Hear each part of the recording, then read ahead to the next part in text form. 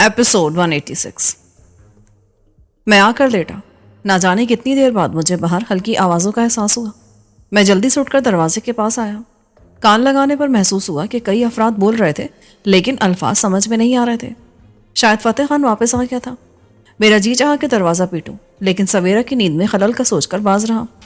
अगर फतेह खान आया था तो वो यकीनन इस बात की परवाह किए बगैर मुझे बुला लेता कि मैं सो रहा हूँ या जाग रहा हूँ। मेरा अंदाज़ा दुरुस्त निकला, क्योंकि कुछ ही देर बाद दरवाज़ा खोला और फतेह खान के साथी ने मुझे बाहर आने का इशारा किया। यह अमीर मकाम का साथी था। उसने आवाज़ नहीं निकाली, इसलिए मैं भी खामोशी से बाहर आ गया। वो अकेला था और उसने शॉटगन थाम रखी थी। मेरे बाहर आते ही वो चंद कदम पीछे हटा और बोला, दरवाज़ा बाहर से बंद कर दो। उस जदीद साख्त के लकड़ी से बने दरवाजे पर बाहर इंतहाई कदीम साख्त की कुंडी थी। मैंने कुंडी चढ़ा दी और बोलो, चलो इधर। उसने राहदारी के सिरे की तरफ इशारा किया। उस मुख्तसर सी राहदारी में आमने सामने 2 कमरे थे और तीसरा दरवाज़ा शायद बाहर जाने के लिए था। फतेह खान के आदमी ने उसी तरफ इशारा किया था। ये जगह उस मकान में बिल्कुल अंदर करके थी, इसी वजह से यहाँ कोई आवाज़ नहीं आ रही थी, लेकिन कमरों में हवा की आमदोरफ्त का कोई निज़ाम था, इसलिए घुटन का एहसास नहीं था। राहदारी से भी लगा कि ये कोई बाकायदा प्लानिंग से बनाया हुआ मकान है। फर्श मार्बल का था और दीवारों पर मैट फिनिश पेंट था। दरवाजे आला दर्जे के देवदार की लकड़ी से बने हुए थे। बाहर से ठोस तख्तों पर अखरोट की लकड़ी से मुनक्किश काम हुआ हुआ था। मैं राहदारी से बाहर आया तो ये एक छोटा सा हॉल साबित हुआ। उसके एक तरफ खिड़की थी जिस पर भारी पर्दे थे और दूसरी तरफ एक दरवाज़ा था। हॉल खाली था और उसका फर्श भी चमकदार मार्बल का था। हॉल का दरवाज़ा एक शानदार किस्म की नशिस्गाह में खुला, जिसमें बेहतरीन किस्म का लकड़ी का फर्नीचर था। शाहाना किस्म के सोफे। एक सोफे पर फतेह खान बैठा था और उसके हाथ में उम्मुल खबाइस का भरा हुआ ग्लास था। खिलाफ तवक्को वो चेहरे से फिक्रमंद लग रहा था, जबकि मेरा ख्याल था कि उसने मुझे जलील करने के लिए बुलाया होगा। वो अकेला ही था। मुझे देखकर आहिस्ता से बोला, शाबाश, मुझे पता है तुम इस वक्त मेरे को कत्ल करना चाहता है। चलो, तुमने मेरे बारे में एक अंदाज़ा तो दुरुस्त लगाया। बस मुझे मौका मिलने दो, इस वक्त मैं मजबूर हूँ। और बकवास बंद करो, खाना खराब। अमीर मकाम मरहूम का साथी अकब से गुर्राया। वो मौत से बाल बाल बचा था, वरना उसकी नीयत भी महरू पर ख़राब थी, और अगर शैला तहखाने के दरवाजे पर ताला ना लगाती तो वो भी महरू पर दस्तराजी करके अपनी मौत पर मुहर सबत कर लेता। मगर इस वक्त वो दोबारा तोरम खान बन रहा था। खान के सामने तमीज से बात करो। फतेह खान, अगर तुम्हारे इस पिल्ले ने भौंकना ही है जो ज़बरदस्त देखते ही दुम्हिल आने लगता है और सिर्फ निहत्ते लोगों पर भौंक सकता है, तो तुमसे बात करना बेकार है। इससे पहले कि वो मजीद गुर्रा था, फतेह खान ने पश्तो में उसकी इज्जत अफजाई करते हुए उसे वहां से दफा हो जाने का हुक्म दिया। वो कान दबाकर रुखसत हो गया। बैठो शहबाज खाना। नहीं फतेह खान, तुम्हें शायद अंदाज़ा नहीं है कि तुमने मेरी गैरत को किस तरह ललकारा है। अगर हालात के सर्दो गर्म ने मेरे आसाब को पुख्ता ना किया होता तो इस वक्त मैं तुम्हें देखते कत्ल करने की कोशिश करता। इसलिए तुम मुझे अपना ऐसा दुश्मन समझो। मैं तुम्हारे साथ नहीं बैठ सकता। मेरा ताल्लुक भी कबायली माशरे से है। हम अपने हरीफ के साथ तो बैठ सकते हैं, लेकिन इज्जत पर हाथ डालने वाले दुश्मन के साथ नहीं। फतेह खान ने पहलू बदला। उसके चेहरे का रंग भी बदला था, लेकिन उसने जुबान पर काबू रखा था। फिर वो पहले वाले नर्म लहजे में बोला, मुझे एतराफ़ है कि मैंने ठीक नहीं किया, लेकिन अगर मैं कहे कि तुम्हारा मंगेतर को यहाँ लाकर मैंने अच्छा किया तो तुम कभी नहीं मानेगा। जाहिर है तुम्हारी इस गप पर मैं कभी यकीन नहीं करूँगा। भेड़िया कभी भेड़ की हिफाजत नहीं करता है। पर यह सच है, अगर मैं इसे हवेली से ना लाता तो मुर्शिद अपने मकसद में कामयाब हो जाता। मुर्शिद? उसका क्या मकसद था? वो अपने भाई की जिद पर सवेरा को अगवा करने की फिक्र में था। अगर मैं सवेरा को वहां से ना लाता तो वो अब तक ये काम कर चुका होता। मुझे लगा कि फतेह खान मेरे गुस्से को ठंडा करने के लिए मुझे उल्लू बनाने की कोशिश कर रहा है। उसने गोया सिर्फ मुर्शिद को नाकाम बनाने के लिए सवेरा को पहले अगवा कर लिया। फतेह खान, तुम मुझे अहमक समझते हो। मैं मरकर भी इस बात पर यकीन नहीं कर सकता। तुमने सिर्फ मुझे मजबूर करने के लिए काम किया है, और यकीन करो मुझे जब भी मौका मिला ना, मैं तुम्हारे साथ कोई रियायत नहीं करूंगा। मेरी माजी की मुरावत को भूल जाओ। मैं जानता है, ठीक है, तुम यकीन मत करो, लेकिन मैंने इसलिए भी ये काम किया है कि तुम मेरा काम करो। अगर मुर्शिद अपने मकसद में कामयाब हो जाता तो तुम यकीनन अपने हवास खो देता और उसे मारने की कोशिश में खुद मारा जाता। तुम्हारा मतलब है कि मुर्शिद हवेली को मुकम्मल तौर पर बर्बाद कर देना चाहता है? मैंने बज़ाहिर तंज किया, लेकिन मेरे अंदर एक फिक्र से सर उठाने लगी थी। बिल्कुल, उसका मंसूबा था कि वो हवेली पर हमला कराकर सवेरा को उठवा लेता और तुम्हारे वालिदैन को कत्ल करा देता और हवेली को बम से उड़ा देता। अगर वो ऐसा करता तो तुम क्या करता? वही जो तुमने कहा है। मैं अपनी जान की परवाह किए बगैर उसे मारने की कोशिश करता, लेकिन मेरा नहीं ख्याल कि मुर्शिद इतना बेवकूफ़ है। वो बेवकूफ़ नहीं, पर मजबूर है। उसके अपने ख़ानदान में उसका कई मुखालिफ पैदा हो गया है اور ان کا کوشش ہے کہ نادر کو گدی پر بٹھا دے۔ مرشد بڑا حصہ خود کھا رہا ہے اور دوسروں کو کم دیتا ہے، وہ کسی کے قابو میں نہیں ہے۔ نادر معذور آدمی ہے، اگر وہ پیر بن گیا تو وہ ان لوگوں کے قابو میں رہے گا۔ ان لوگوں سے بچانے کے لیے اس نے نادر کو الگ رکھا ہوا ہے اور اس کا ہر جائز ناجائز بات مانتا ہے۔ میں چونکا۔ فتح خان کی بات اس حد تک درست تھی کہ مرشد نے نادر کو مرشد ہاؤس سے ہٹا کر اسلام آباد کی کوٹھی میں رکھا ہوا تھا۔ اگرچہ مجھے اب بھی فتح خان کی بات پر یقین نہیں تھا، لیکن نادر اسی غلیظ ذہنیت کا آدمی تھا۔ ریڑھ کی ہڈی میں لگنے والی گولی نے اسے جسمانی طور پر مفلوج کر دیا تھا، لیکن اس حالت میں بھی وہ اپنے سفلی جذبات کی تسکین کے لیے نت نئے طریقے اختیار کر رہا تھا۔ فاضلی کے ساتھ آنے والی کال گرل نے اس کے بارے میں ڈھکے چھپے انداز میں بہت کچھ بتایا تھا۔ وہ بالکل ایسا سوچ سکتا تھا، اور اگر فتح خان کی بات درست تھی تو اس بار آزاد ہوتے ہی میں نادر کا حساب برابر کرنا چاہتا تھا۔ نہ جانے کیوں مجھے خیال تھا کہ مرشد خود بھی اپنے بھائی سے چھٹکارے کا خواہاں تھا، کیونکہ وہ اس کے لیے دن بدن مصیبت اور بدنامی کا باعث بنتا جا رہا تھا۔ پر تمہیں سب کچھ کیسے معلوم ہوا؟ مرشد کے آدمیوں میں کئی میرے لیے مخبری کرتا ہے، مجھے اس کے بارے میں سب پتا ہوتا ہے، تبھی تو میں اس کا فیکٹری اور جانوروں کا فارم تباہ کرنے میں کامیاب رہا۔ شیلا نے مجھے بتایا ہے کہ حویلی اور میرے گھر والوں کو کوئی نقصان نہیں ہوا ہے، لیکن مجھے اس بات کا یقین نہیں ہے۔ ایسا کیسے ہو سکتا ہے کہ تم حویلی کی عزت کو اٹھا لاؤ اور کوئی تمہارا راستہ نہ روکے؟ میرے کو معلوم تھا کہ تم یہ ضرور پوچھے گا، اس نے اطمینان سے کہا اور اپنی جیکٹ کی جیب سے ایک چھوٹا سا چمکیلا سلنڈر نکالا۔ اس میں بے ہوشی کا گیس بھرا ہے، یہ سلنڈر پورا حویلی کے لیے کافی تھا۔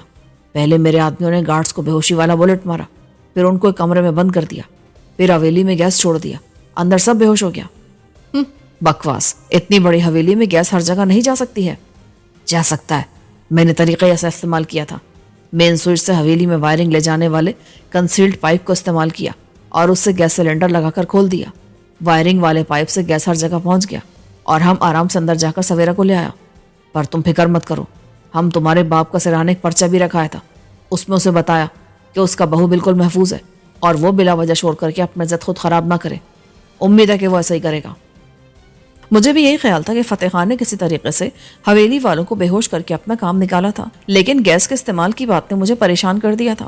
مجھے اس قسم کی گیسز کے بارے میں زیادہ علم نہیں ہے، لیکن اتنا ضرور معلوم ہے کہ اس قسم کی گیسز ایک خاص مقدار سے زیادہ ہوں تو آدمی کی موت کا سبب بھی بن جاتی ہیں اور بوڑھوں بچے پر زیادہ اثر کرتی ہیں۔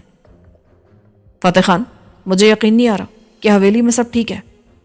تم یقین کر سکتا ہے، فتح خان نے کہا اور میرا موبائل نکال کر اس پر کوئی نمبر ملایا اور موبائل میری طرف بڑھا دیا۔ بیل جا رہا ہے، بات کرو۔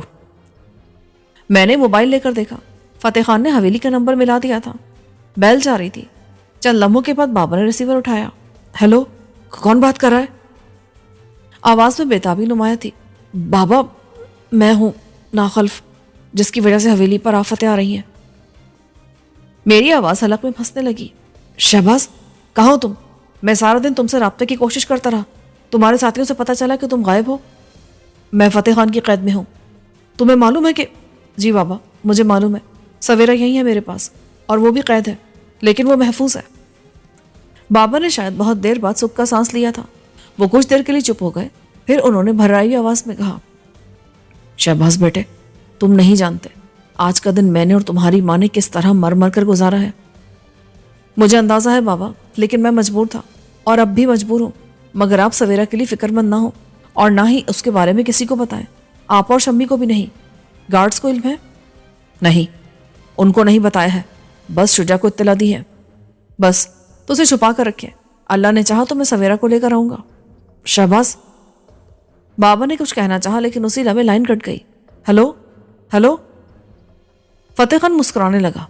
شاید بیلنس ختم ہو گیا ہے، اب موبائل ادھر دے دو۔ میں نے اسے گھورا۔ اگر میں نہ دوں تو؟ اس نے صوفے کے برابر میں رکھے کوشن کے نیچے سے پستول نکال لیا۔ شہباز خان، فتح خان سے مذاق مت کیا کرو، اب مذاق سمجھتا ہی نہیں ہے۔ شاباش، ادھر لاؤ، موبائل دو۔ میں بھی مذاق نہیں کر رہا۔ اس سے پہلے کہ فتح خان کچھ کہتا، میں موبائل کو آتش دان میں پھینک چکا تھا۔ بھڑکتے شعلوں سے اسے نکالنا ممکن نہیں تھا۔ فتح خان اچھل پڑا۔ یہ کیا کیا تم نے؟ وہی جو مجھے کرنا چاہیے تھا۔ میں نے تم سے کہا تھا نا، اب تم مجھ سے ذرا بھی رعایت کی امید مت رکھو۔ تب تم کو بھی رعایت نہیں ملے گا۔ مجھے دھمکی مت دو فتح خان، کیونکہ میں نے کبھی تم سے اچھے رویے کی امید نہیں رکھی ہے۔ ابھی تم نے فتح خان کو جانا نہیں ہے، اگر جان گیا ہوتا نا تو تم کو پتا ہوتا میں تمہارے ساتھ بہت مہربان ہے۔ چلو چلو، اپنی مہربانی اپنے پاس رکھو، ضرور ضرور اپنے پاس رکھے گا. امید خان. وہ دھاڑا. اس کا وہ آدمی فوراً اندر آیا جو مجھے کمرے میں لایا تھا. حکم خان. اسے لے جاؤ. شہباز خان بہت جلد تم کو پتہ چل جائے گا کہ فتح خان کا نام مہربانی کیا ہوتا ہے. اب تم شکایت نہیں کرے گا. میں دشمن سے شکایت کرنے کا قائل بھی نہیں ہوں. اگر میرا داؤ چل جائے تو تم بھی برا مت ماننا. ویسے اگر کچھ پوچھنا چاہوں تو بتاؤ گے؟ مجھے لگا کہ فتح خان انکار کر دے گا، لیکن پھر اس نے اپنا ارادہ بدل دیا. شاید وہ میرا سوال سننا چاہتا تھا. بولو. تم خانہ بدوشوں کی طرف کیوں گئے تھے؟ ان سے تصفیہ کے لیے، لیکن وہ وہاں سے غائب ہے. اتنی جلدی؟ میرا تو خیال ہے وہ بھی اسی علاقے میں ہوں گے. نہیں ہے. میرے ساتھیوں نے چاروں طرف میلوں دیکھا پر ان کا کہیں نام و نشان نہ تھا. ان کے ساتھ سامان ہوتا ہے، مویشی اور دوسرے جانور ہوتے ہیں، وہ دیکھتے ہی دیکھتے غائب نہیں ہو سکتے. میرا خیال ہے کہ تم مجھے بتانا نہیں چاہتے ہو. میں سچ کہہ رہا ہے. تم ان خانہ بدوشوں کو نہیں جانتے ہو. جس کے دشمن بن جائیں اس کا نسلوں تک پیچھا کرتے ہیں. ان کا آپس میں رابطہ ہوتا ہے اور ان کے سفر کے علاقے میں کوئی شخص ان کی نظروں سے بچ نہیں سکتا ہے. اسی لیے میں ان سے صلح کرنے گیا تھا. 1,00,000 ان کے سردار کو دے دیتا تو وہ خود معاملہ سیٹ کر لیتا، پر وہ لوگ ملا ہی نہیں. کیا وہ کوئی جن بھوت ہیں جو اس طرح غائب ہو گئے؟ اور نہیں شہباز خانہ، یہ لوگ بہت چلاک ہوتا. خود کچے علاقوں میں سفر کرتا، لیکن ان کے پاس ٹرک ہوتا جو آس پاس کا سڑک پر ہوتا ہے. جیسے یہ بھاگنا چاہتا ہے اپنا ٹرک منگواتا ہے، سامان اور لوگوں کو اس میں بھرتا ہے. کچھ جانور لے کر پیدل بھاگتا ہے. جو جانور بھاگ نہیں سکتا اسے بھی ٹرک میں بٹھا لیتا ہے. ایک رات میں 100-200 میل دور چلا جاتا ہے. اب آدمی کیسے تلاش کرے اور کہاں تلاش کرے؟ وہ کسی بھی طرف جا سکتا ہے. وہ ٹھیک کہہ رہا تھا. میں نے بھی خانہ بدوشہ کے بارے میں اس قسم کی باتیں سنی تھی. دوران گفتگو امید خان کے صبر کا پیمانہ لبریز ہو رہا تھا اور وہ بار بار عقب سے شارٹ گن کی ڈال میری کمر میں چبو رہا تھا. اگرچہ فتح خان کی باتوں میں کوئی ابہام نہیں تھا، وہ ان کی دشمنی کے بارے میں بھی ٹھیک کہہ رہا تھا. ایک بار یہ خانہ بدوش جس کے دشمن ہو جائیں اس کا قبر تک پیچھا کرتے تھے، مگر فتح خان ڈرنے والے لوگوں میں سے نہیں تھا. میری چھٹی حص نے خبردار کیا کہ وہ مجھ سے کوئی بات چھپا رہا تھا، کوئی ایسی بات جس کا مجھ سے تعلق ہو سکتا تھا. اس سے پہلے کہ میں مزید کوئی سوال کرتا وہ کھڑا ہو گیا. اسے لے جاؤ. امید خان مجھے کمرے تک لے کر آیا. نشست گاہ بھی ایک بند کمرہ تھا اور اس سے بھی اندازہ نہیں ہو رہا تھا کہ یہ جگہ کہاں ہو سکتی تھی. سناٹا بدستور حاوی تھا. اگر یہاں فتح خان کے کچھ ساتھی موجود تھے تو وہ کہیں دور تھے یا سو رہے تھے. امید خان نے کمرے کا دروازہ کھولا اور مجھے اندر جانے کا اشارہ کیا. میں اندر آیا تو سویرا بدستور کمبل میں لیٹی سو رہی تھی. اس نے کمبل سر تک لے رکھا تھا. میرے اندر آتے امید خان نے دروازہ باہر سے بند کر دیا. کنڈی لگنے کی آواز آئی اور وہ وہاں سے چلا گیا. سردی کا احساس کسی قدر بڑا تھا کیونکہ آتش دان میں آگ کم ہو رہی تھی اور لکڑی جل کر انگاروں میں تبدیل ہو رہی تھی. میں کمبل اوڑھ کر لیٹ گیا. فی الحال میرے پاس سونے کے علاوہ اور کوئی راستہ نہ تھا. اچانک مجھے سویرا کی کرا سنائی دی. میں چونک گیا. میں نے اس کی طرف دیکھا لیکن وہ بدستور کمبل میں ساکت تھی. میں سوچنے لگا کہ اس کی کرا مجھے سچ مچ سنائی دی تھی یا یہ نیند کا دھوکہ تھا. چند لمحے تک جب کوئی آواز نہیں تو میں دوبارہ لیٹ گیا. اسی لمحے سویرا پھر کر آئی، بلکہ اس نے بڑبڑانے کے انداز میں کہا، نہیں چھوڑ دے میرے کو. اس بار میں اٹھا نہیں، اچھل پڑا تھا کیونکہ وہ آواز سویرا کی نہیں تھی. میں نے جھپٹ کر کمبل اس پر سے ہٹا دیا اور دوسری بار زیادہ زور سے اچھلا کیونکہ کمبل تلے خانہ بدوش لڑکی مہرو تھی. وہی مہرو جو امیر مقام کے حوث کا نشانہ بنی تھی. وہی مہرو اس وقت کمبل تلے اس حال میں تھی کہ اس کا رہا سہا لباس بھی چیتھڑوں میں بدل گیا تھا. پہلے اگر چند خراشیں تھی تو اب اس کی شفاف جلد درجنوں خراشوں سے بھری ہوئی تھی. چہرے اور جسم پر جا بجا نیل اور دانتوں سے بھنبوڑنے کے نشانات تھے. ایک آنکھ کسی قدر سوج گئی تھی. صاف لگ رہا تھا کہ اس بار وہ ایک نہیں کئی درندوں کے حوث کا نشانہ بنی تھی. سویرا نے مجھے کسی عورت کے بارے میں بتایا تھا. اس نے اس کے چلانے کی آواز سنی تھی. وہ عورت یقیناً مہرو تھی، لیکن مہرو یہاں تھی تو سویرا کہاں تھی؟ اس سوال نے مجھ میں بجلی بھر دی. ابھی کچھ دیر پہلے فتح خان نے مجھے دھمکی دی تھی کہ جلد مجھے پتہ چل جائے گا کہ اس کی نام مہربانی کیا ہوتی ہے، اور مجھے پتہ چل گیا. میں دروازے کی طرف جھپٹا اور اسے پیٹنے لگا. ساتھ ہی میں چلا چلا کر فتح خان کو گالیوں سے نواز رہا تھا. 1 منٹ بعد فتح خان کی مسرور سی آواز آئی، شہباز خانہ کیوں اپنی توانائی ضائع کرتا ہے؟ فتح خان، اگر سویرا کو خراش بھی آئی نا تو تم توپ لا کر ہم کو اڑا دے گا. تم عقل کا بات کیوں نہیں کرتا ہے؟ تم جانتا کہ فتح خان اچھا آدمی نہیں ہے، وہ اپنے مفاد کے لیے کچھ بھی کر سکتا ہے. لیکن لگتا ہے تم نے فتح خان کو اہمیت نہیں دی. اب تم کو پتہ چل گیا ہوگا کہ فتح خان کیا کر سکتا ہے. فتح خان، سویرا کہاں ہے؟ وہ محفوظ ہے، ابھی شیلا کے ساتھ ہے، لیکن میرے پاس کچھ دوسرا لوگ بھی ہے جو عورت کا کیا حشر کرتا ہے یہ تم نے دیکھ لیا ہوگا. فتح خان، اس طرح عورتوں پر ظلم کرنے والے میرے نزدیک زنخوں سے بھی بدتر ہوتے ہیں. تمہارے آدمی کی جرات تو میں دیکھ چکا ہوں، जब खाना बदोशों को देखते उन्होंने कुत्ते की तरह दुम दबाकर हथियार रख लिए थे। ये सिर्फ औरतों पर अपनी मर्दानगी दिखा सकते हैं। शाबाश खाना, काम का बात करो। मैं तुमसे काम का बात करना चाहता है और तुम इधर उधर का बात शुरू कर देता है। फतेह खान, मैं तुमसे ताउन करने को तैयार हूँ, लेकिन इस बात की कोई जमानत नहीं है कि वो हीरे मिल जाएंगे। तुम अच्छी तरह जानते हो उस मुरब्बा मील पर फैली वादी में उन्हें तलाश करना किस कदर मुश्किल काम है। शाबाश खाना, ये काम तो तुमको करना ही होगा और तुम भूल रहा है जमानत मेरे पास है। वो सवेरा को जमानत करार दे रहा था। फतेह खान, तुम पागल हो गए हो। एक नामुमकिन काम के लिए एक शख्स को जबरदस्ती मजबूर कर रहे हो। सवेरा का इस मामले से कोई ताल्लुक नहीं है। अगर हीरे तलाश करना इतना आसान होता तो ये अब तक तुमको मिल चुके होते। तुम खुद भी तो सालों से उन्हें तलाश कर रहे हो। तुम फिक्र मत करो, मैं पागल नहीं है। मुझे मालूम है कि तुम हीरे तलाश कर सकता है। सवेरा से तुम्हारा ताल्लुक है। अगर तुम नाकाम रहा तो सजा उसको मिलेगा। और पता है मैं क्या करेगा? क्या करोगे तुम? मैं सवेरा को मुर्शिद के हवाले कर देगा। नहीं, तुम ऐसा नहीं कर सकते। मैं ऐसा ही करेगा। सवेरा भी इधर नहीं है, वो शैला के साथ एक और जगह जा चुका है। अब तुम्हारे पास ज्यादा वक्त नहीं है। जल्द में तुमको उधर ले जाएगा और फिर तुमको मोहलत देगा। अगर तुमने उस मोहलत में हीरे तलाश कर लिया तो मैं सवेरा को वापस हवेली पहुंचा देगा, वरना। उस वरना से आगे जो था वो बहुत खौफनाक था, लेकिन ये हकीकत भी थी। फतेह खान मजाक करने वाला आदमी नहीं था। फर्ज करो मैं ऐसा ही करता हूँ जैसा तुम चाहते हो, लेकिन तमाम पर कोशिश के बावजूद मैं हीरे तलाश करने में नाकाम रहता हूँ, तब भी तुम सवेरा को मुर्शिद के हवाले कर दोगे? मुझे बस हीरे चाहिए। तुम हीरा लाओ और सवेरा को ले जाओ, इसके सिवा कोई दूसरा बात नहीं। फतेह खान, अब तुम आराम करो और सोचो, तुम्हारे पास कल तक का मोहलत है। फतेह खान, मेरी बात सुनो, इस औरत के लिए कपड़े दे दो। मैंने चिल्ला कर कहा, लेकिन फतेह खान कहकहा लगाता हुआ जा चुका था। उसके आदमियों ने उस बेबस औरत से अमीर मकाम का इंतकाम लिया था। बल्कि इंतकाम क्या लिया था, एक तरफ उन्होंने अपनी हवस पूरी कर ली और दूसरी तरफ मुझे धमकाने का बंदोबस्त कर दिया कि मैंने फतेह खान की बात ना मानी तो सवेरा के साथ क्या हो सकता है। अगरचे फतेह खान ने अपने आदमियों के हवाले से धमकी नहीं दी थी, बल्कि उसे मुर्शिद के हवाले करने को कहा था, मगर इस सूरत में सवेरा को कहीं संगीन सूरत हाल का सामना करना पड़ता। मुर्शिद से ज़्यादा नादिर खतरनाक था। मुझसे और मेरे साथियों से इस दुनिया में शायद ही कोई इतनी नफरत करता होगा जितनी के नादिर करता था, और अगर मेरा कोई प्यारा उसके हाथ आ जाता तो वो उसके लिए अजियत का हर मुमकिन सामान कर देता। फतेह खान के जाने के बाद मैंने महरू की तरफ देखा तो उसे होश में पाया। वो कंबल में दुबकी हुई खौफजदा नजरों से मुझे देख रही थी। होश में आने के बावजूद उसके हवास पूरी तरह बहाल नहीं हुए थे, इसलिए मेरी और फतेह खान की गुफ्तगू सुनने के बावजूद वो मुझसे खौफजदा थी। मैंने उसके करीब जाने से गुरेज किया। मैं चाहता था कि उसका खौफ कम हो जाए, इसलिए मैं दरवाजे के पास ही बैठ गया।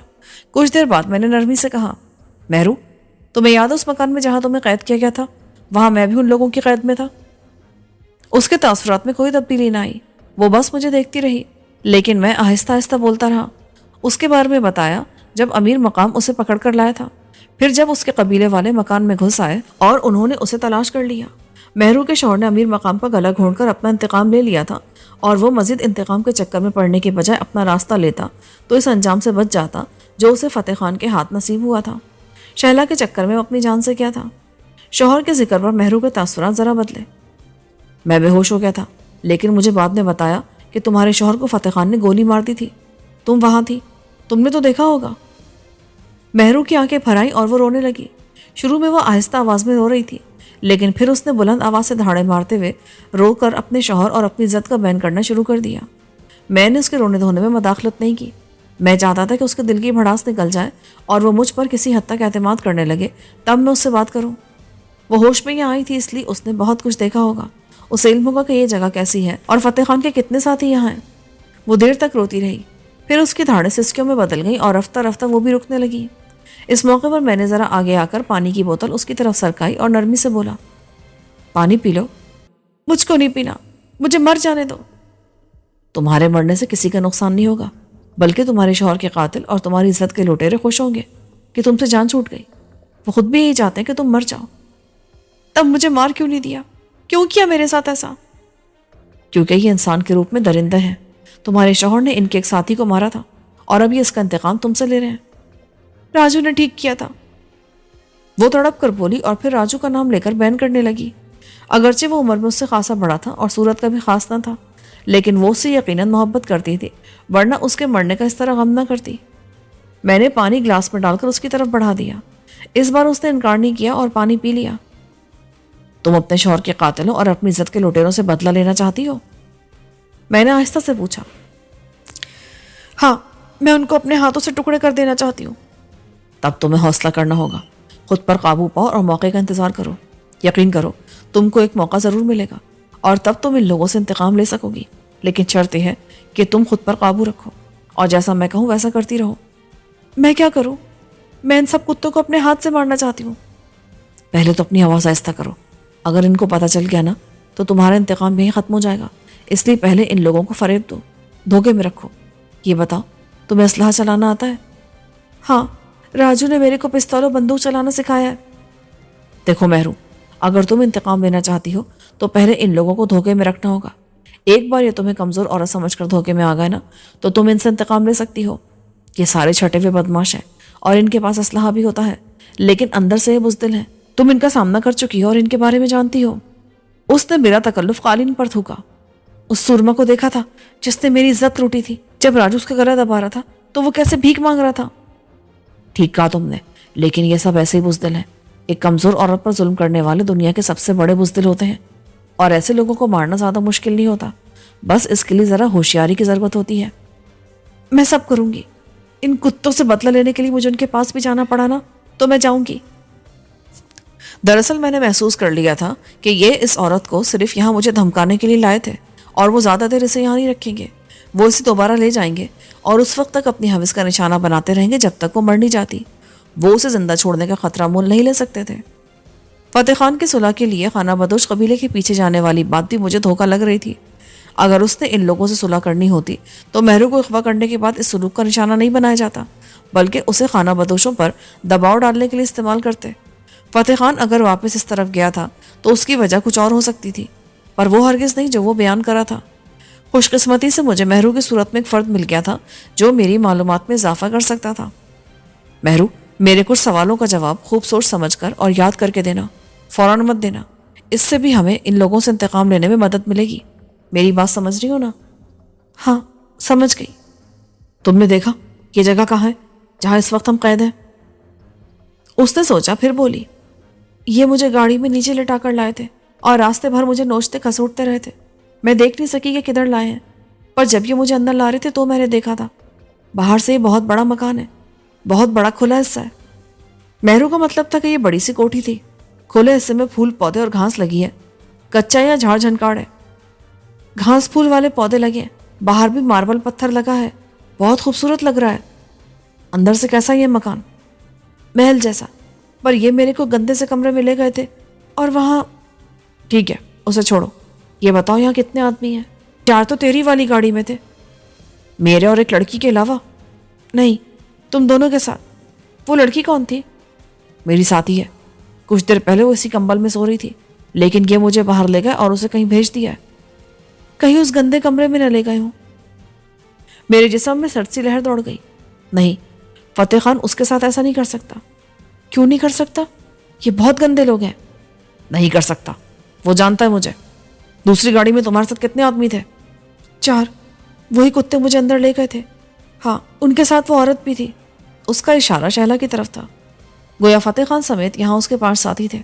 अगर शैला और सवेरा को ले जाने के लिए 1-2 अफराद साथ गए थे तो यहाँ मौजूद अफराद की तादाद 4 या 5 रह गई थी। अगरचे इसका इम्कान कम था कि मेहरू जैसी कमज़ोर औरत उन पेशावर बदमाशों के खिलाफ कुछ कर सके, लेकिन मैं कोशिश तो कर सकता था। बाज़ औक़ात कमज़ोर नज़र आने वाली च्यूंटी हाथी जैसे देवकामत जानवर की मौत का सबब बन जाती है। ऐसे ही मेहरू भी शायद उन लोगों को कैफर किरदार तक पहुँचाने का जरिया बन जाती। अगर मेहरू कामयाब भी हो जाती तो इससे मुझे शायद कोई फ़ायदा ना होता, क्योंकि सवेरा बदस्तूर फतेह खान के कब्ज़े में रहती।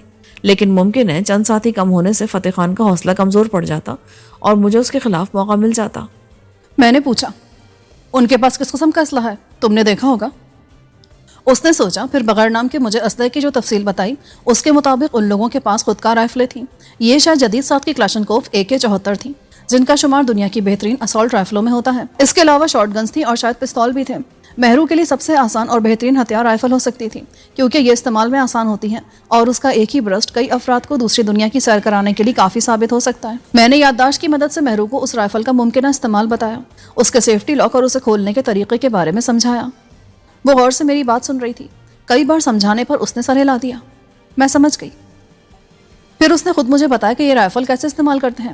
مجھے خوشی ہو رہی تھی کہ وہ اتنی آسانی سے میرے منصوبے سے متفق ہو گئی تھی اور اب ان لوگوں سے انتقام کے لیے بے چین تھی۔ وہ مضبوط اعصاب کی باہمت عورت تھی۔ اس نے مختصر سے وقت میں جو دیکھا اور سہا تھا وہ ہر عورت کے بس کی بات نہیں ہوتی۔ اس کی جگہ کوئی اور ہوتی تو اب تک پاگل ہو چکی ہوتی یا جان دے چکی ہوتی، مگر وہ خانہ بدوش تھی اور یہ لوگ سخت جان ہونے کے ساتھ ساتھ زندگی اور موت کے بارے میں منطقی رویہ رکھتے ہیں۔ اس نے کل سے کچھ کھایا پیا نہیں تھا اور ان لوگوں نے اسے نچوڑ دیا تھا۔ اس کے چہرے سے نقاہ جھلکنے لگی تھی۔ صرف پانی پی کر اس نے خود کو سنبھالا ہوا تھا۔ میں نے کہا، اب تم لیٹ جاؤ اور یوں ظاہر کرو کہ بہت کمزور ہو اور ہوش میں نہیں ہو۔ وہ سچ مچ آرام کی ضرورت محسوس کری تھی، اس لیے لیٹ گئی۔ میں کمبل لپیٹ کر دیوار سے ٹیک لگا کر بیٹھ گیا۔ اب مجھے انتظار تھا فتح خان یا اس کے آدمیوں کا جو مہرو کو یہاں سے لے جاتے۔ جب تک میں اس سے بات کر رہا تھا مجھے کچھ محسوس نہیں ہوا، لیکن جب وہ لیٹ گئی تو مجھے ندامت ہونے لگی کہ میں اس مظلوم عورت کو اپنے مقصد کے لیے استعمال کر رہا تھا۔ فتح خان شاید مجھے عبرت دلانے کے لیے اسے ساتھ لایا تھا اور اس سے یہ کام لے لیا تھا، اس لیے اب اس کی ضرورت باقی نہیں رہی تھی۔ اس بند کمرے میں وقت کا پتہ نہیں چل رہا تھا، لیکن میرا اندازہ تھا کہ صبح قریب تھی۔ بیٹھے بیٹھے مجھے اونگ آ گئی تھی کہ اچانک دروازہ کھلا اور فتح خان کے 2 آدمی اندر آئے، جبکہ ایک آدمی باہر رہا۔ میں نے ان کو پہلے بھی دیکھا تھا۔ میں چونکا تو ان میں سے غرا کر بولا، خبردار، اپنی جگہ بیٹھے رہو۔ وہ مسلح تھے لیکن ان کی رائفلیں شانوں سے جھول رہی تھیں۔ البتہ باہر موجود آدمی پستول لیے ہوا تھا اور پوری طرح چونکنا تھا۔ اس نے اس کا رخ میری طرف کر دیا۔ آنے والوں نے مہرو پر پڑا کمبل کھینچ کر ایک طرف پھینکا اور پھر اسے جان بوجھ کر یوں اٹھایا کہ سامنے سے اس کی قمیض جو پہلے ہی پھٹی ہوئی تھی کھل گئی۔ ان کی ہوسناک نظریں مہرو کے جسم پر رینگ رہی تھیں۔ دونوں نے اس کا ایک ایک بازو تھام رکھا تھا اور وہ یوں جھول رہی تھی جیسے نیم بے ہوش ہو۔ اس کی حالت دیکھ کر میرا دل ڈوبنے لگا۔ اگر وہ سچ مچ اتنی بے حال تھی تو اس سے کسی کارروائی کی توقع فضول تھی، اور اگر وہ اداکاری کر رہی تھی تو بہت اچھی اداکارہ تھی۔ میں نے کہا، تم لوگوں نے اس کا یہ حال کر دیا، اب تو اس پر رحم کرو۔ رحم کرنے تو لے جا رہا ہے، ایک بولا، اور پھر وہ مہرو کو کھینچتے ہوئے لے گئے اور دروازہ بند ہو گیا۔ وہ معمولی سی مزاحمت کر رہی تھی اور اس کے منہ سے فریاد بھری آوازیں نکل رہی تھیں۔ فتح خان کے آدمیوں کے تیور بتا رہے تھے کہ وہ اسے گنے کی طرح نچوڑنے لے جا رہے ہیں۔ جب دروازہ کھلا تھا تو میری نظر سامنے والے کمرے کے دروازے پر گئی تھی، اور جب وہ لوگ چلے گئے تو مجھے خیال آیا یہاں سے نکلنے کے بعد ایک چھوٹا ہال تھا اور اس کا ایک ہی دروازہ تھا، اور یہ دروازہ نشست گاہ میں کھلتا تھا۔ اگر اس حصے میں آمد و رفت کا یہی راستہ تھا تو میں نے سویرا کو لے جاتے اور مہرو کو لاتے نہیں دیکھا تھا۔ اس کے علاوہ یہی سامنے والا کمرہ باقی رہ جاتا تھا جہاں سے کسی کو لایا اور لے جایا جا سکتا تھا۔ اس کا مطلب تھا کہ اس کمرے میں باہر کا کوئی راستہ بھی تھا۔ آتش دان میں بیشتر لکڑی جل چکی تھی اور اب انگارے دہک رہے تھے۔ کمرے کا دروازہ اندر کی طرف کھلتا تھا اور اندر صرف ایک کیچڑ لگا تھا۔ باہر کنڈی تھی جو اسکرو سے فٹ تھی، لیکن یہ اسکرو اندر تک نہیں آئے تھے، یعنی وہ لکڑی کے پار نہیں ہوئے تھے۔ یہ تقریباً 2 انچ موٹا دروازہ تھا جو ٹھوس لکڑی کا بنا تھا۔ اندر لگا کیچڑ درمیان میں تھا، جبکہ باہر لگی کنڈی دروازے کے کسی قدر اوپری حصے میں تھی۔ میرے ذہن میں ایک خیال خاصی دیر سے تھا، لیکن مجھے اسے عملی جامہ پہنانے کا موقع نہیں ملا تھا، اور یہ موقع شاید اب آ گیا تھا۔ میں نے آتش دان میں جلنے سے بچ جانے والی ایک تقریباً 2 فٹ لمبی لکڑی اٹھائی۔ اس کا اگلا سرا کالا ہو رہا تھا اور انگاروں پر رکھنے سے اس نے 1 منٹ میں آنکھ پکڑ لی۔ یہ بالکل خشک تھی اور بہت معمولی سا دھواں چھوڑ رہی تھی۔ میں لکڑی لے کر دروازے کے پاس آیا، کچھ دیر باہر کی سنگن لیتا رہا، لیکن وہاں بالکل سناٹا تھا۔ تب میں نے لکڑی کا جلتا سرا دروازے کے اس حصے سے لگا دیا جس کے باہر کنڈی لگی تھی۔ آگ نے 1 منٹ میں اوپری پالش کو جلا ڈالا اور نیچے سے لکڑی نکل آئی، لیکن یہ دیودار کی سخت لکڑی تھی جو آسانی سے آگ نہیں پکڑتی ہے۔ اسے آگ لگانے کے لیے ضروری تھا کہ میں بہت دیر تک لکڑی کا جلتا سرا دروازے سے لگائے رکھتا۔ جب تک لکڑی آتش دان میں جل رہی تھی اس کا اٹھتا دھواں چمنی کے راستے باہر جا رہا تھا اور کمرے میں اس کا اثر بہت کم تھا، لیکن اب لکڑی سے اٹھتا دھواں کمرے میں بھر رہا تھا اور ہلکا ہونے کے باوجود اس نے چند منٹ میں کمرے کی فضا کو دھندلا دیا تھا۔ اب یہ دھواں سانس لیتے ہوئے سینے میں لگ رہا تھا۔ 10 منٹ بعد دروازے کی لکڑی سیاہ ہونا شروع ہو گئی، مگر اس وقت تک دھواں اس قدر ہو چکا تھا کہ اس میں سانس لینا بھی محال ہو رہا تھا۔ میں نے لکڑی آتش دان میں اس طرح رکھ دی کہ وہ جلنے سے محفوظ رہے، اور خود کمبل کا ایک حصہ پانی سے بھگو کر اس میں منہ رکھ کر سانس لینے لگا۔ دھواں آنکھوں میں لگ رہا تھا اور جلن کے ساتھ پانی بہنے لگا تھا۔ بہرحال لکڑی واپس رکھنے سے دھواں کم ہونے لگا، اور اگلے چند منٹ میں یہ اتنا کم ہو گیا کہ اب میں بھیگے کمبل پر منہ رکھ کے بغیر بھی سانس لے سکتا تھا۔ میرا اندازہ درست تھا، یہاں وینٹیلیشن کا کوئی نظام تھا جو اندر تازہ ہوا پھینکتا تھا اور باسی ہوا کو باہر لے جاتا تھا۔ اگرچہ دیواروں میں بظاہر کوئی ایسا سوراخ نہیں تھا جہاں سے ہوا کی آمد و رفت ممکن ہوتی۔ جب دھواں خاصی حد تک کم ہو گیا تو میں لکڑی لے کر دوبارہ اٹھا۔ اب یہ فٹ بھر رہ گئی تھی۔ 10 منٹ بعد جب میں نے لکڑی بالکل چھوٹی رہ جانے اور کمرہ دھوئیں سے ایک بار پھر بھر جانے پر اسے آتش دان میں ڈالا تو دروازے کا کنڈی والا حصہ بالکل کوئلہ ہو چکا تھا۔ دھواں کم ہونے کے بعد میں نے کیچر پکڑ کر دروازے پر زور آزمائی شروع کی۔ شروع میں تو وہ ساکت رہا، لیکن میں مستقل مزاجی سے اسے ہلانے کی کوشش کرتا رہا تو کچھ دیر بعد اس میں ذرا سی جنبش پیدا ہوئی۔ آگ نے لکڑی کو جلا ڈالا تھا اور اس میں گڑی اسکرو والی کیلوں کی گرفت کمزور ہو گئی تھی۔ اگر میں کوشش کرتا تو اسکرو دروازے سے نکل جاتے اور یہ کھل جاتا۔ ابھی میں کوشش کر ہی رہا تھا کہ مجھے کہیں دروازہ کھلنے کی آواز آئی اور میں تیزی سے واپس آ کر کمبل میں لپٹ کر لیٹ گیا۔ فوراً ہی دروازہ کھلا. میں نے ظاہر کیا جیسے میں ایک اچھی نیند سے اٹھ گیا ہوں. آنے والا فتح خان تھا. اس کے ہاتھ میں پستول تھا. کمرے میں دھواں بہت کم رہ گیا تھا لیکن اس نے محسوس کر لیا. دھواں کیوں ہو رہا ہے؟ اس نے مشکوک انداز میں پوچھا. ہاں دھواں ہو تو رہا ہے, مجھے کیا پتا کیوں ہو رہا ہے. اس نے آتش دان کی طرف دیکھا. اب تو اس میں بھی انگارہ رہ گیا ہے. ایسا کرو چمنی میں گھس کر دیکھ لو, ہو سکتا ہے اس میں کوئی مسئلہ ہو گیا ہو. تمہارے آدمی اس لڑکی کو پھر لے گئے ہیں, کیا وہ اس کی جان لے کر چھوڑیں گے؟ وہ ان کا معاملہ ہے. امیر مقام ان کا دوست تھا اور وہ اس لڑکی کی وجہ سے مارا گیا. لڑکی کی وجہ سے نہیں, اپنے کرتوتوں کی وجہ سے. لگتا ہے تم نے سارے بد کردار اوباش لوگ جمع کر رکھے ہیں. ویسے تمہارا اپنا کردار بھی کون سا اچھا ہے. تم نے کریئر کا آغاز ایک آدمی کی بیوی کو پھنسا کر کیا تھا. میرے کو شینا کا یاد مت دلاؤ. میں جب اس کا سوچتا ہے نا تو میرا خون کھولنے لگتا ہے. یہ تمہارا ذاتی معاملہ ہے. یہ بتاؤ کہ میں ہیرے کا یہاں بیٹھے بیٹھے تلاش کر کے تم کو دوں گا؟ ہیرو کے نام پر اس کا موڈ اچھا ہو گیا. نہیں, پر تم کو جلد ادھر وادی کی طرف لے جایا جائے گا. وہاں برف ہی برف ہوگی, ایسے میں وہاں کچھ تلاش کرنا اور بھی مشکل کام ہوگا. نہیں, وہ جگہ زیادہ بلند نہیں ہے. برف ہوگا پر زیادہ نہیں. کب جانا اس طرف؟ جلد, پر وقت نہیں بتا سکتا. فتح خان, مجھ سے ایک ڈیل کر لو. سویرا کو واپس حویلی پہنچا دو. میں وعدہ کرتا ہوں جب تک ہیرے نہیں مل جاتے میں تمہارے ساتھ رہوں گا اور فرار کی پوری کوشش بھی نہیں کروں گا. تمہارا بات کا یقین ہے, پر سویرا کو بچانے کے لیے تم پورا کوشش کرے گا. اگر وہ نہیں ہوا تو پھر تم پورا کوشش نہیں کرے گا.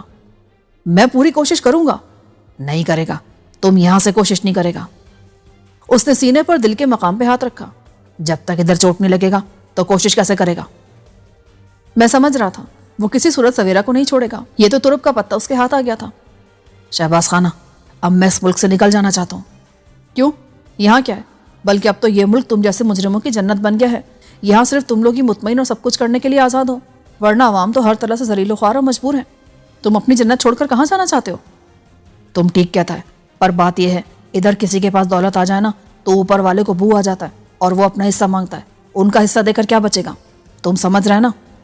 بالکل, جو جتنا اوپر ہے اتنا بڑا ڈاکو ہے اور ان کے مقابلے میں تم ایک چھوٹے ڈاکو ہو. تمہارے لیے عافیت اسی میں کہ ان سے دور رہو. یہی تو میں کہہ رہا ہے, ہیرے ملتے ہی میں یہاں سے نکل جائے گا. مگر فتح خان, اصل کام تو ہیرے تلاش کرنا ہے اور تم یہ کام اتنے سالوں میں تمام پر کوشش کے باوجود نہیں کر سکے ہو. برڈ شاہ تمہاری قید میں ہے اور تم نے یقیناً اس سے ہیرو والی جگہ معلوم کرنے کے لیے ہر حربہ استعمال کر لیا ہوگا. ہاں, پر وہ خنزیر کا بچہ کچھ بتاتا نہیں. پر ایک طریقہ باقی ہے. اگر تم اس کی بیٹی کے ذریعے اس پر دباؤ ڈالنا چاہتے ہو تو بھول جاؤ. یہ انگریز اپنی آل اولاد کی اتنی پرواہ نہیں کرتے, خاص طور سے جب وہ جوان و خود مختار ہو جائے. شہباز خان, تم اپنا کام آسان کر سکتا ہے. تم اس کی لڑکی کو یہاں بلا لو, پھر اس کا باپ بھی بولے گا. یہ ممکن نہیں ہے. اول تو وہ یہاں آئے گی نہیں, اور دوسرے میں خود عورتوں کے سہارے آگے بڑھنے کا قائل نہیں ہوں. تم اسے بچانا چاہتا ہے؟ اس سے تمہارا کیا تعلق ہے؟ کوئی تعلق نہیں, لیکن اگر اس کی جگہ کوئی بالکل اجنبی لڑکی یا عورت ہوتی تب بھی میرا جواب یہی ہوتا. تم کو سویرا کا بھی پرواہ نہیں ہے؟ ہے پرواہ, لیکن فتح خان تم اس بات کو نہیں سمجھو گے. اسے بچانے کے لیے میں کسی اور کا برا نہیں کر سکتا. یہ میری فطرت کے خلاف ہے. تب میرا برا کیوں کر رہے ہو؟ تمہیں ہیرو کی ضرورت ہے, وہ تم اپنے بلبوتے پر بھی تلاش کر سکتے ہو, حالانکہ وہ تمہارا حق نہیں ہے. فتح خان نے برا سا منہ بنایا. ہمارا نہیں تو کسی کے باپ کا بھی حق نہیں ہے. دیکھو, تم مجھے بلا وجہ اس معاملے میں شامل کر رہے ہو. اگر سویرا کو ذرا بھی نقصان ہوا نا اور میں بچ گیا تو یقین کرو میں ساری دنیا میں تمہارا پیچھا کروں گا, اور تم جس عیش و سکون کے چکر میں ہو وہ تمہیں کبھی نہیں ملے گا. تم تیار رہو, تم کو کسی وقت ادھر سے لے جایا جائے گا. بھوکا پیاسا, مجھے تو باتھ روم جانے تک کا موقع نہیں ملا ہے. ابھی سب ملے گا, کھانا پانی بھی اور باتھ روم جانے کا موقع بھی. اس نے کہا اور الٹے قدموں دروازے سے نکلتے ہوئے اسے بند کر کے باہر چلا گیا. شکر ہے اس نے اندر آنے کے بعد دروازہ بند نہیں کیا تھا, ورنہ وہ جلا ہوا حصہ فوراً دیکھ لیتا. دوسرے باہر موسم سرد تھا, اس لیے کنڈی اگر گرم بھی ہوئی تھی تو جلد ٹھنڈی ہو گئی تھی. اسے کھولتے ہوئے اگر فتح خان گرمی محسوس کر لیتا تو چونکنا ہو جاتا, لیکن ایسا نہیں ہوا تھا. مگر اس کا مطلب یہ نہیں تھا کہ وہ اسے کبھی نہ دیکھتے. جلد یا بدیر میری کوششوں کا علم ان کو ہو جانا لازمی تھا.